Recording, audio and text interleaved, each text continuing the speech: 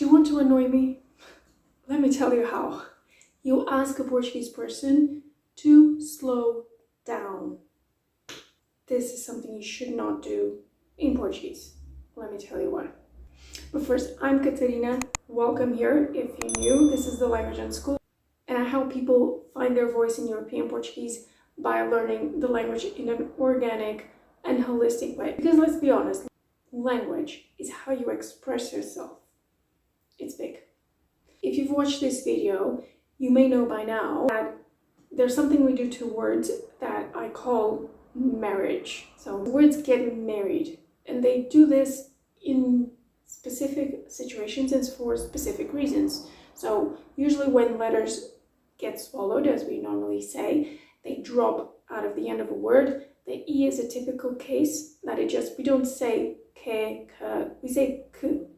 It's 3 letters, but you hear one sound, k. Okay, so what happens next if the following word starts with an E as well? It's only natural we combine the k, which is a consonant sound, with that vowel sound, okay? So we marry words, it makes sense. Let's say in practical terms, if you think of marriage, the reason why people move in together, don't even have to talk about marriage, but people move in together, certainly they love each other, but it's for practical reasons. I mean, maybe these days people in their early 20s cannot afford living in 2 different houses. It costs money, they cannot afford it, they move in together because they're having a relationship anyway. So it's practical, that's why we do it. Suggesting we speak slower, first of all, can be seen in, of course, this is a metaphor, but it's almost as if you're asking the Portuguese words to divorce. So who are you to do that?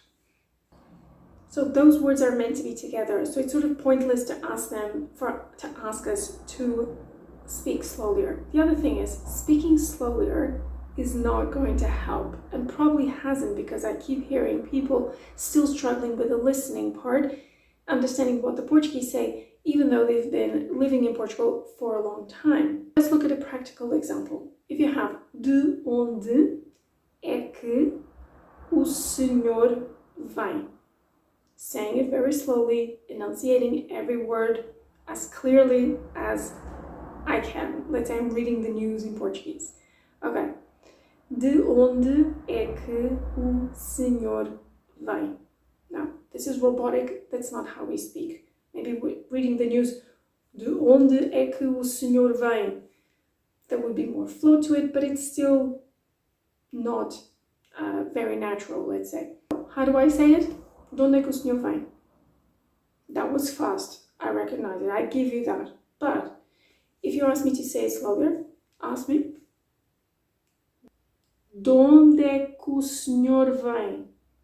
That's how I would say it, slower. Now, because you're on YouTube, you're watching this on YouTube, you can actually slow down on the settings to 0.75, even half speed, and test this out. If I say, de onde é que o senhor vem? And now slow it down and see if I don't say it like this. De onde é que o senhor vem?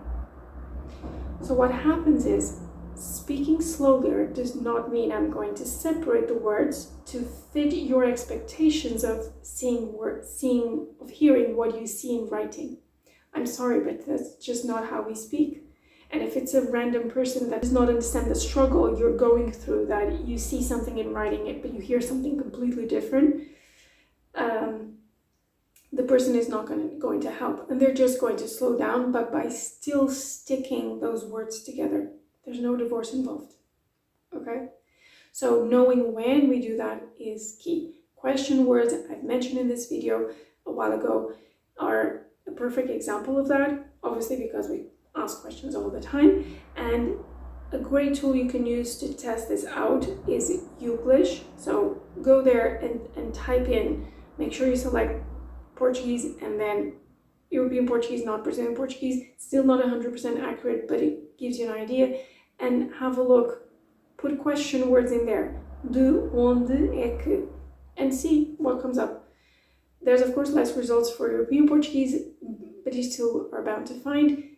If not, check my Mini-Tuga below, which it's a free resource, and you can access 6 different pieces of native content for you to either, an audiobook or a soap opera. You can listen and read at the same time, and start noticing. Focus this week, the next, only on question words, and see how we bind those words together.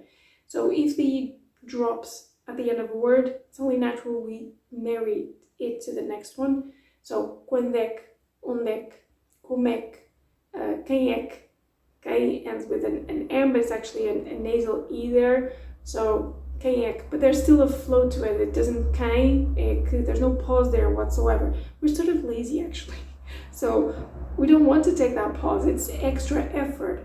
If you want another example, think of the other day I was in my circus lesson, and the teacher was teaching my daughter how to spring rope, how to jump rope, right? Saltar a corda, we say it. And she was saying to my daughter, who's 7, like, oh, don't stretch your legs in between jumps. Just keep your legs bent, and just bend a bit more every time you need to jump again. The rope is coming again. Why? Because it saves time and it's more practical. It's the same idea. I thought, oh, perfect. As you can see, I'm a bit of a nut, and anything I do in my daily life, I associate with language learning. Okay, but what I explained in this video from a while ago, so the general idea, letters that drop, the letters that change, and the letters that get married, words that get married, and I explained about the queen, so where the stress of each word is in Portuguese, because that's key, and also a key concept to understanding Portuguese, because you're going to hear the syllable where the queen is. The rest is like the mistresses of the king. You're not supposed to say them. You're not supposed to mention, bring any attention to them, okay? They're there. Everyone knows about the mistresses, but you just keep it quiet, okay? And that's why you would say instável, instável. We even have an accent there because the queen normally would be where the L is if at the end of a word.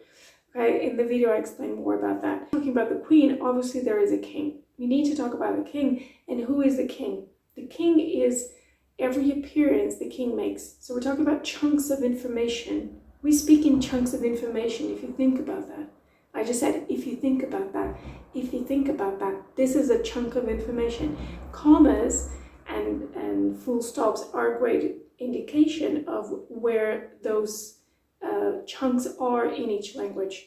And I have a really good example from this YouTuber, very young YouTuber that talks about finances for younger people. A mix of news Portuguese, because he speaks very clearly, and a very, he presents himself really well, and again, his enunciation is really good. So I'll link below the video I took this from. He says, so I will read it from my computer, and I can only memorize so much, so I will look up every time another chunk starts, or every time another chunk ends, let's say. Começar a alocar dinheiro em ativos financeiros sem saber que tipo de investidor somos é o equivalente a fazer um bolo sem termos a certeza se temos todos os ingredientes.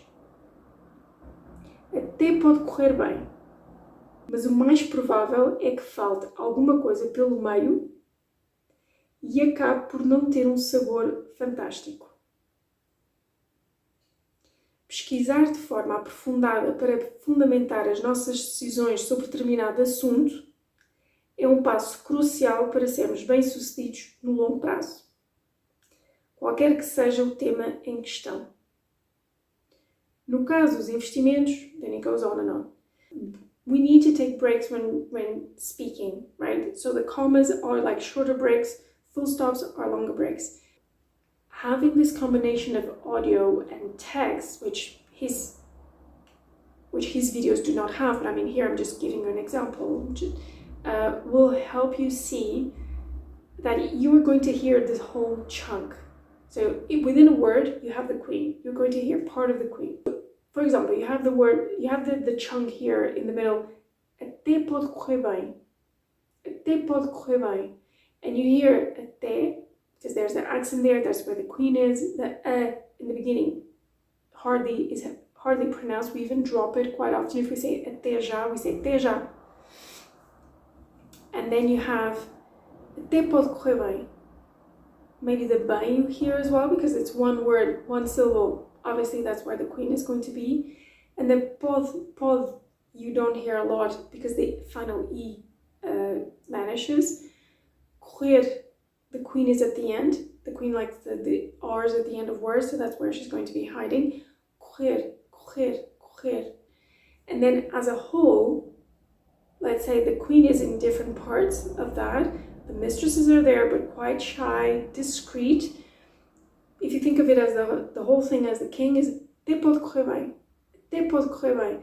And you hardly hear the pod, but from, if you have enough vocabulary, if you know from context, you've read enough Portuguese, you will get it from context, and you know that that's something you should not stress. So if you think of, for example, how we learn how to read when we're in primary school and learn how to read, it's going to be até pode correr bem, and it's robotic. So that's almost like a king without a queen.